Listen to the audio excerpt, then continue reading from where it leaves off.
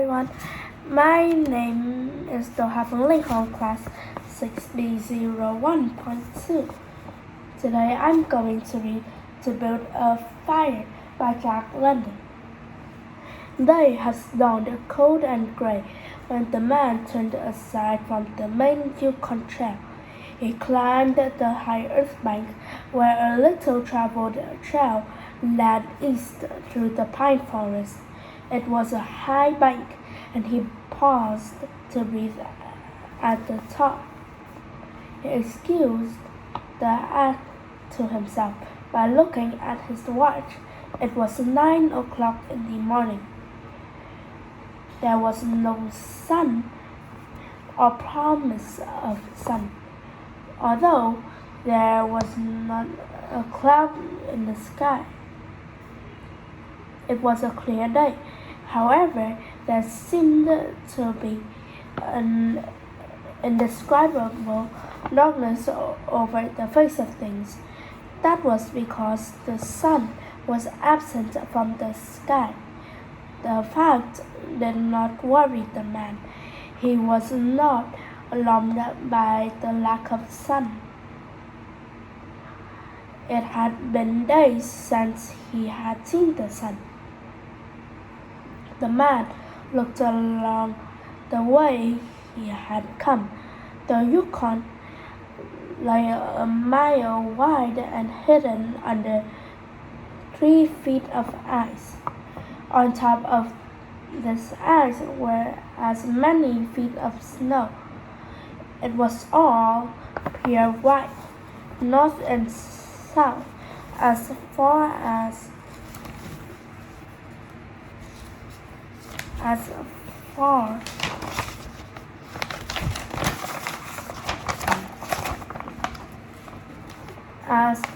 his eye could see. It was unbroken white. The only thing that relieved the whiteness was a thin dark line that curved from the pine-covered island to the south. It curved into the north, where it disappeared behind another pine-covered island. This dark line was the trail, the main trail. It led south 500 miles to the Chilkoot Pass and salt water. It led north 75 miles to Dawson, and still farther on to the north 1,000 miles to Nuttall, and finally to St. Michael on Bering Sea, 1,000 miles and half 1,000 more. But all this, the distant trail, no sun in the sky, the great cold, and the strangeness of it all had no effect on the man. It was not because he was long familiar with it. He was a newcomer in the land, and this was his first winter. The trouble with him was that he was not able to imagine. He was quick and ready in things of life, but only in things and not in their meanings. 50 degrees below zero meant 80 degrees of frost. Such a fact told him that it was cold and uncomfortable, and that was all. It did not lead him to consider his weakness as a creature affected by temperature, nor did he think about man's general weakness, able to live only within narrow limits of heat and cold. From there, it did not lead him to thoughts of heaven and the meaning of a man's life. 50 degrees below zero meant a bite of frost that hurt and that must be guarded against by the use of mittens, ear coverings, or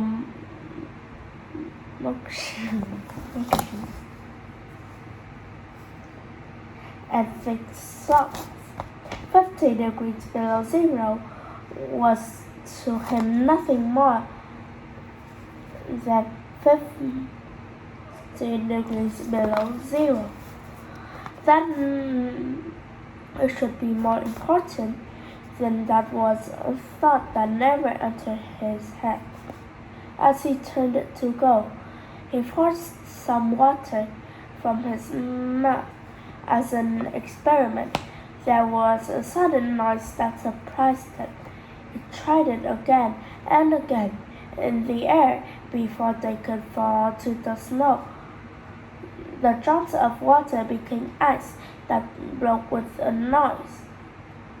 He knew that at 50 below zero, water from the mouth made a noise when it hit the snow. But this had done that in the air, undoubtedly,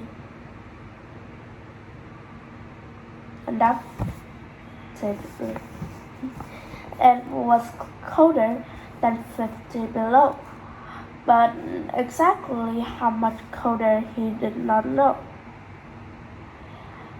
But the temperature did not matter. He was headed for the old camp on Henderson Creek, where the boys were already.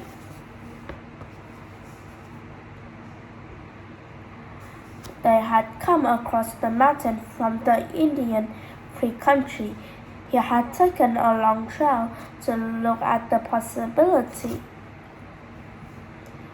of floating logs from the island in the Yukon down the river when the ice melted. He would be in camp by 6 o'clock that evening. It would be a little after dark, but the boys would be there. A fire would be burning, and a hot supper would be ready. As he thought of lunch, he pressed his head against the package under his jacket. It was also under his shirt, wrapped in handkerchief, and lying for warmth against the naked skin. Otherwise, the bread would freeze. He smiled contentedly to himself as he thought of those pieces of bread, each of which enclosed a generous portion of cooked meat. He plunged among the pine trees. The trail was not well marked here. Several inches of snow had fallen since the last sled had passed. He was glad he was without a sled. Actually, he carried nothing but the lunch wrapped in the handkerchief. He was surprised, however, at the cold. It certainly was cold, he decided as he rubbed his nose and face with his mittened hand. He had a good growth of hair on his face, but that did not protect his nose or the upper part of his face from the frosty air. Following at the man's heel was a big native dog. It was a wolf dog, gray-coated but not noticeably noticeably different from its brother, the wild wolf. The animal was worried by the great cold. It knew that this was no time for traveling. Its own feeling was closer to the truth than the man's judgment. In reality, it was not merely colder than 50 below zero. It was colder than 60 below, than 70 below. It was 75 below zero. Because the freezing point is 32 above zero, it meant that there were 107 degrees of frost. The dog did not know anything about temperature's possibility in its brain. There was no understanding of a condition of very cold, such as was in the man's brain. But the animal sensed the danger. Its fear made it question eagerly every movement of the man, as if expecting him to go into camp or to seek shelter somewhere and build a fire. The dog had learned about fire, and it wanted fire. Otherwise, it would dig itself into the snow and find shelter from the cold air.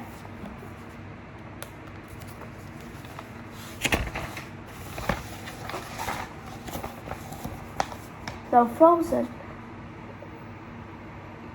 moistness of its breathing had settled on its fur in a fine powder of frost. The hair of the man's face was similarly frosted but more solidly. It took the form of ice and increased with every warm, moist breath from his mouth. Also, the man had tobacco in his mouth. The ice held his lips so tightly together that he could not empty the juice from his mouth.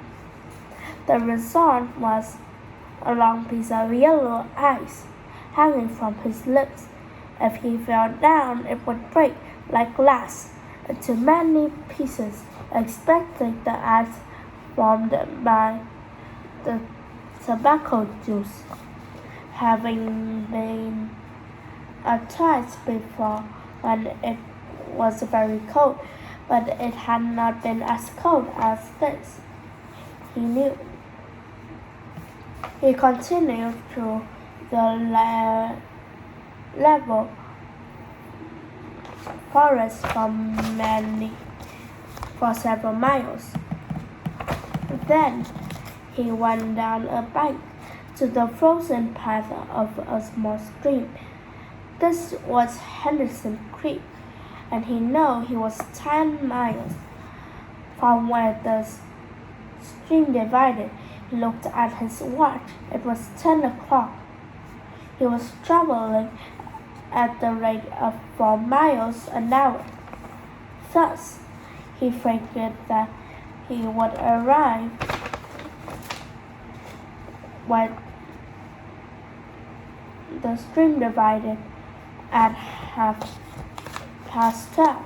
He decided he would eat his lunch when he arrived there. The dog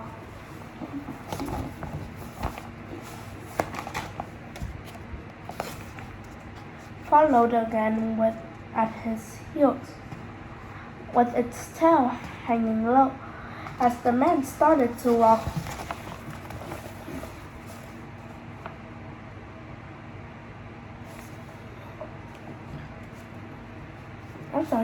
along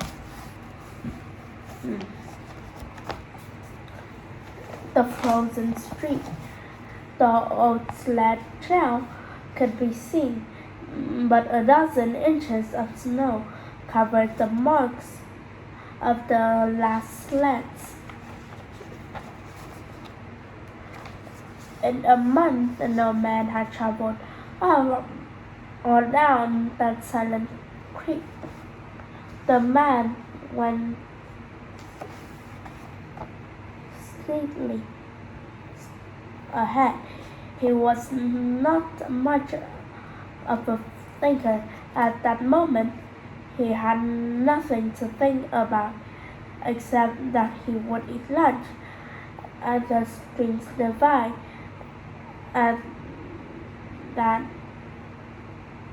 at 6 o'clock he would be in camp with the boss.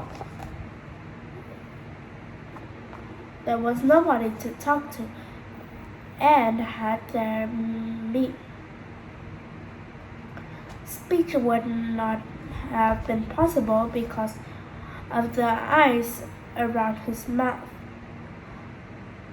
Once in a while, the thought repeated itself that it was very cold and that he had never experienced such cold.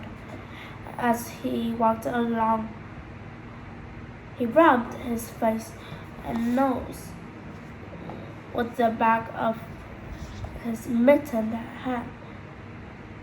He did this without thinking, frequently changing hands. But with all this rubbing, the instant he stopped, his face and nose became numb. His face would surely be frozen. He knew that, and he was sorry that he had not worn the sort of nose guard, but when it was cold, such a guard passed across the nose and covered the inside face, but it did not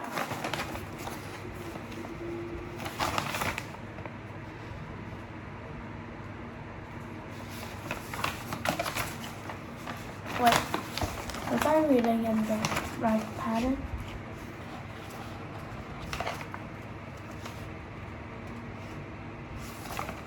Yep, right pattern. Manner much, he decided. What was a little frost? A bit painful, that was all. It was never serious, empty as the man's mind was of thoughts.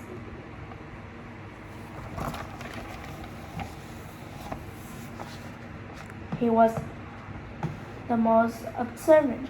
He noticed the changes in the creek, the curves and the bends, and always he noticed where he placed his feet. Once coming around a bend, he moved suddenly to the side like a frightened horse. The curved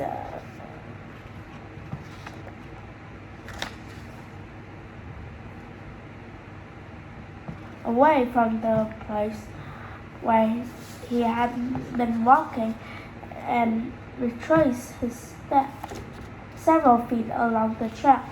He knew the creek was frozen to the bottom. No creek could contain water in that winter, but he knew also that there were streams of water that came out from the hillsides and ran along under the snow and on top of the ice of the creek. He knew that even in the coldest weather these streams were never frozen, and he also knew their danger. They had pools of water under the snow that might be 3 inches deep or 3 feet. Sometimes a skin of ice half an inch thick covered them, and in turn was covered by the snow. Sometimes there was both water and thin ice, and when the man broke through he could get very wet.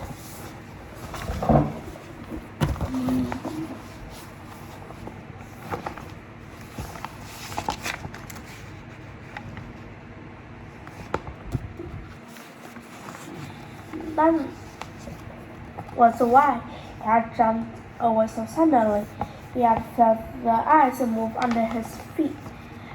He had also heard the noise of the snow-covered skin breaking, and to get his feet wet in such a temperature meant trouble and danger. At the very least, it meant delay, because he would be forced to stop and build a fire. Only under its protection could he bare his feet while he dried his socks and options. He stood and studied the creek bottom and its banks.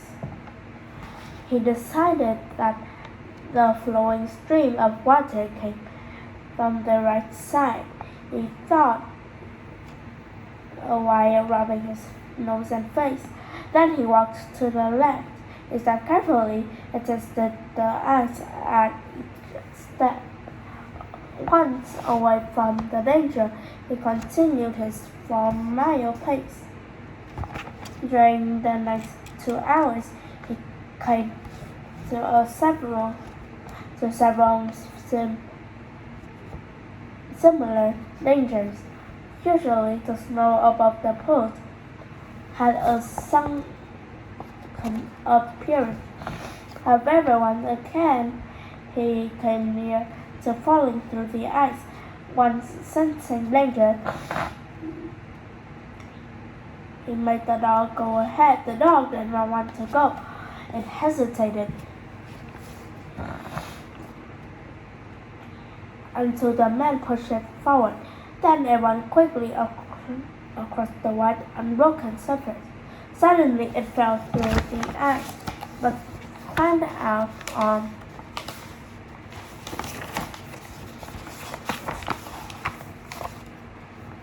the other side, which was firm. It had wet its feet and legs. Almost immediately, the water on them turned to ice. The dog made quick efforts to get the ice off its legs, then lay down in the snow and began to bite out the ice that had formed between the toes. The animal knew enough to do this, to permit the ice to remain what means soft feet, and did not notice. It merely obeyed the commands that arose from the deepest part of its being. But the man knew these things, having learned from experience. He removed the mitten from his right hand and helped the dog tear out the pieces of ice. He did not bare his fingers more than a minute, and was surprised to find that they were numb. It certainly was cold. He put on the mitten quickly and beat the hand across his breast, or whatever, I don't know what it is.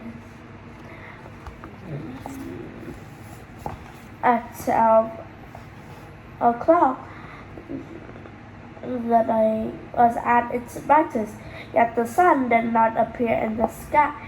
At 12:30 on the minute, he arrived at the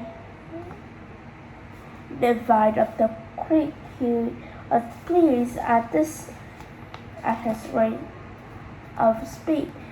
If he continued, he would certainly be with the boys at 6 o'clock that evening. He unbuttoned his his jacket and shirt and pulled forth his lunch. The action took no more than quarter of a minute, yet in that brief moment the numbness touched his bare fingers. He did not put the mitten on, but instead struck the fingers against his leg. Then he sat down on a snow-covered log to eat. The pain that followed the striking of his fingers against his leg increased.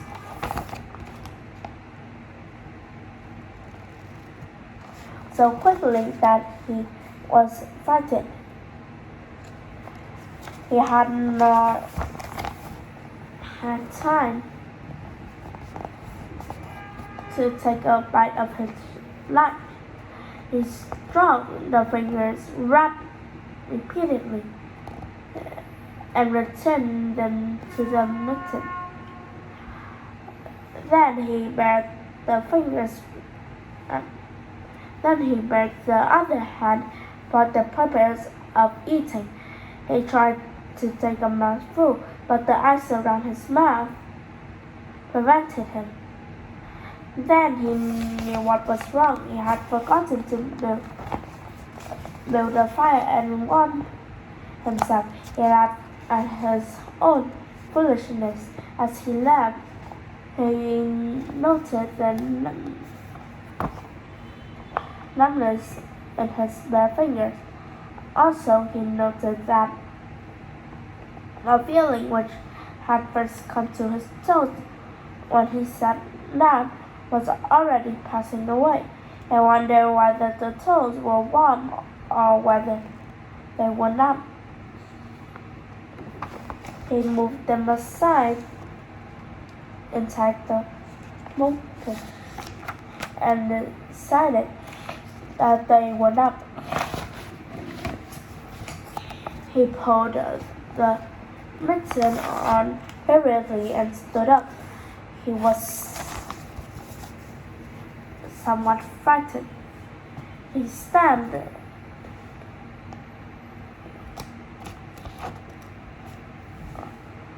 forcefully until the feeling returned to his feet. It certainly was cold, was his thought. That man from Silver Creek had spoken the truth when telling how cold it sometimes got in this country, and he had laughed at him at the time. That showed one not be too sure of things. There was no mistake about it. It was cold. He walked a few steps, stomping his feet and waving his arms until reassured by the returning warmth. Then he took some matches and proceeded to make a fire in the bushes. The high water had left a supply of sticks. From here he cut wood for the fire, working carefully from a small beginning.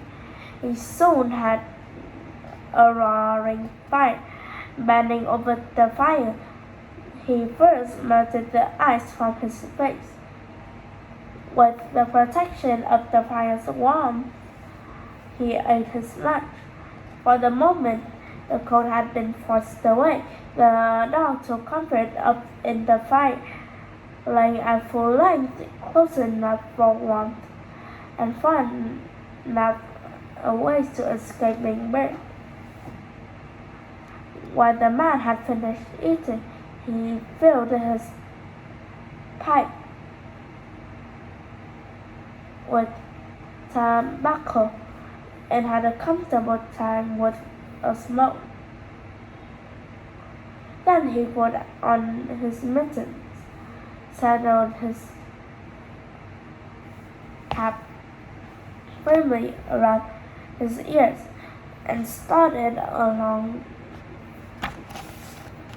the creek trail toward the left. The dog was sorry to leave and looked toward the fire. This man did not know code. Possibly none of his ancestors had known code. Real code. But the dog knew, and all of its family knew, and it knew that it was not good to walk outside in such a fearful cold. It was the time to lie in a hole in the snow and wait for this awful cold to stop.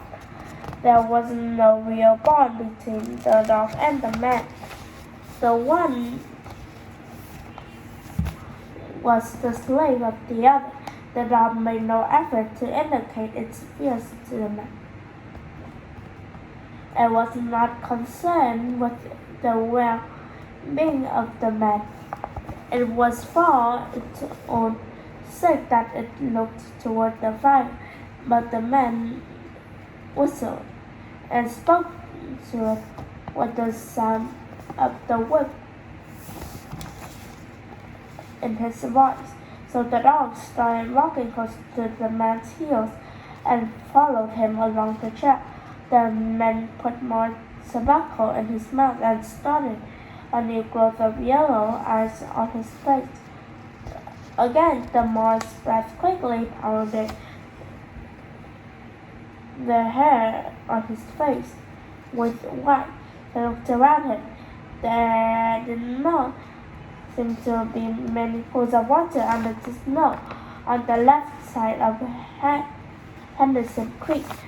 And for half an hour the man saw no signs of any.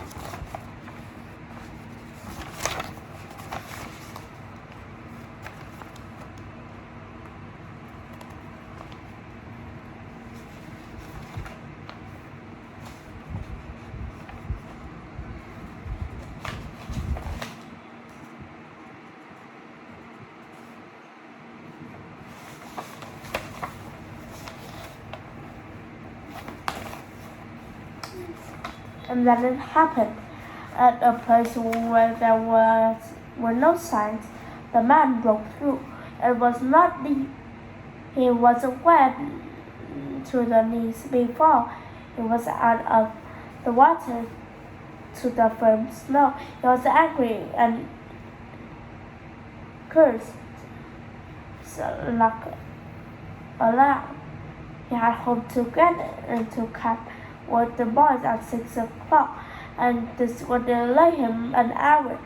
Now he will have to build a fire and dry his moccasins and socks. This was most important at that low temperature. He knew that much, so he turned aside to a bank which he climbed. On top, under several small pine trees, he found some firewood which had been carried there by the high water of last year. There were some sticks, but also larger branches and some dry grasses. He threw several large branches on top of the snow to serve for foundation and prevented the young flame from dying in the wet snow. He made a flame by touching a match to the small piece of tree bark that he took from his pocket. This burned even better than paper. Placing it on the foundation, he fed the young flame with pieces of dry grass and with the smallest dry stick.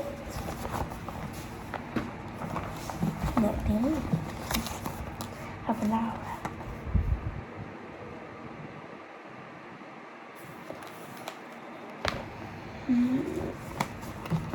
He walked slowly and carefully, realizing his danger. Gradually, As the flame grew stronger, he increased the size of the sticks with which he fed it. He sat in the snow, pulling the sticks from the bushes and the trees and feeding them directly to the flame. He knew he must not fail. When it is 75 below zero, a man must not fail in his first attempt to build a fire. This is especially true if his feet are wet. If his feet are dry and he fails, he can run along the trail for half a mile to keep his blood moving. But the blood and wet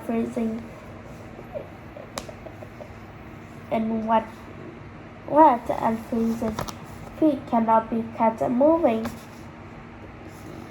by running. When it is 75 degrees below, no matter how fast he runs, the wet feet will freeze even harder. On this, the man knew. The old man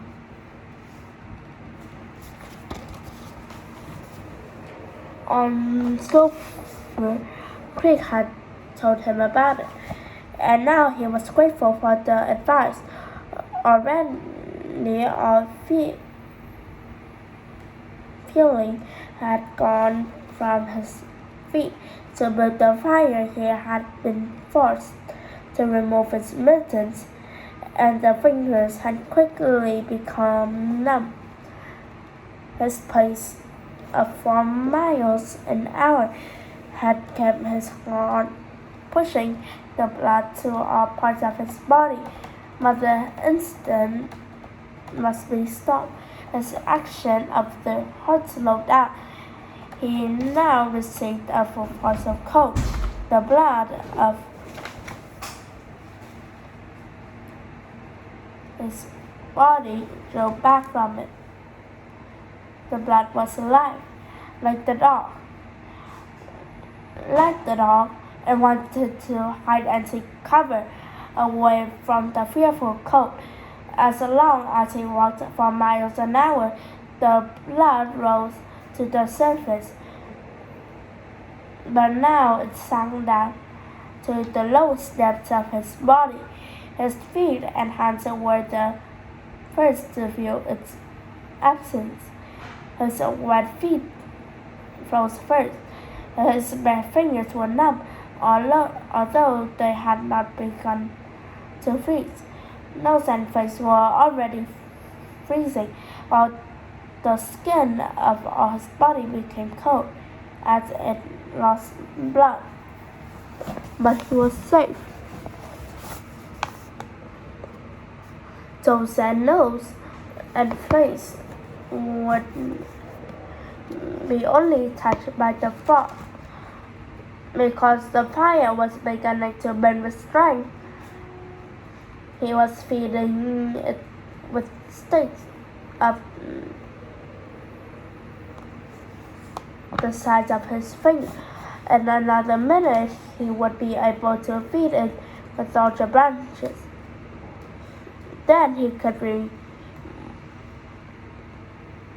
remove his wet moccasins and socks. While they dried, he could keep his naked feet warm by the fire, rubbing them first in the snow. The fire was a success. He was safe.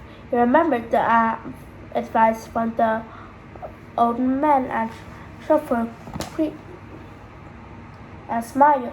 The man had been very serious when he said that no man should travel alone in that country at 50 below zero. Well, here he was. He had the accident. He was alone, and he had saved himself. Those old men were rather womanish. He thought all a man must do was to keep his head, and he was all right. Any man who was a man could travel alone, but it was surprising the rapidity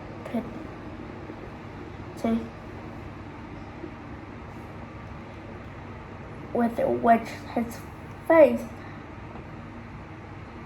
and nose were freezing, and he had not thought his fingers could lose their feeling in so short a time without feeling they were, because he found it very difficult to make them move together to grasp a stick. They seemed far from his body and from him. When he touched a stick, he had to look to see whether or not he was holding it, which mattered little. There was a fire promising life with every dancing flame. He started to untie his moleskins. They were coated with ice. The thick socks were like iron almost to the knees. The moleskin strings were like ropes of steel. For a moment he pulled them with his unfeeling fingers. Then, realizing the foolishness of it, he grasped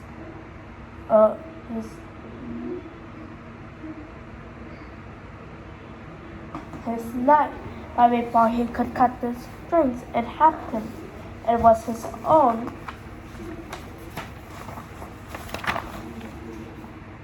fault, or instead, his mistake. He should not have built the fire under the pine tree. He should have built it in an open space.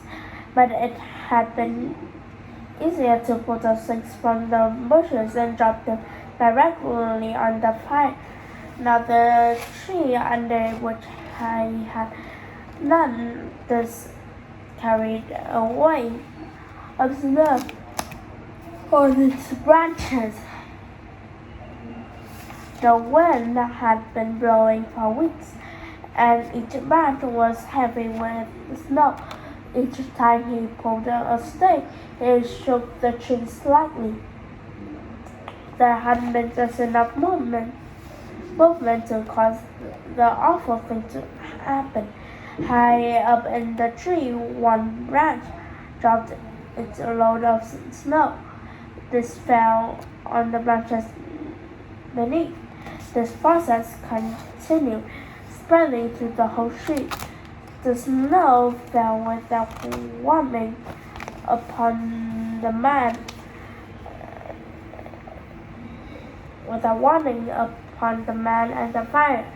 and the fire was dead. Where it had burned was a pile of fresh snow. The man was shocked. It was like hearing his own judgment of death. For a moment he sat and stared at the spot where the fire had been. Then he grew very calm. Perhaps the old man from Silver Creek was right. If he had a companion on the shell, he would be in no danger now. The companion could have built a fire. Now he must build the fire again, and the second time must not fail. Even if he succeeded, he would be likely to lose some toes.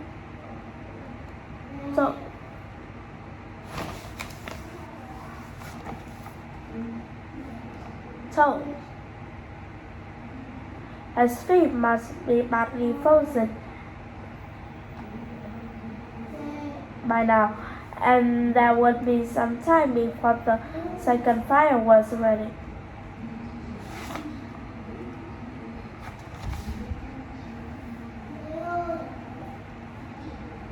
Such were his thoughts.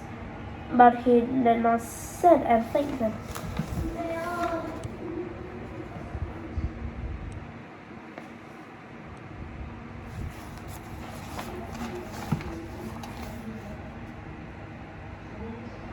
He was busy all the time they were passing through his mind. He made a new foundation for a fire, this time in the open space, where no tree would be above it. Next, he gathered dry grasses and tiny sticks. He could not bring his fingers together to pull them out of the ground, but he was able to gather them by the handful. In this way, he also got many pieces that were undesirable, but it was the best he could do. He worked carefully, even collecting an armful of the larger branches to be used later when the fire gathered strength. And all the while the dog sat and watched them. There was an anxious look in its eyes, because it depended upon him as the fire provided, and the fire was slow in coming. When all was ready, the man reached in his pockets for the second piece of tree bark. He knew the bark was there, although he could not feel it with his fingers. I'm gonna go take a sip of water. Bye.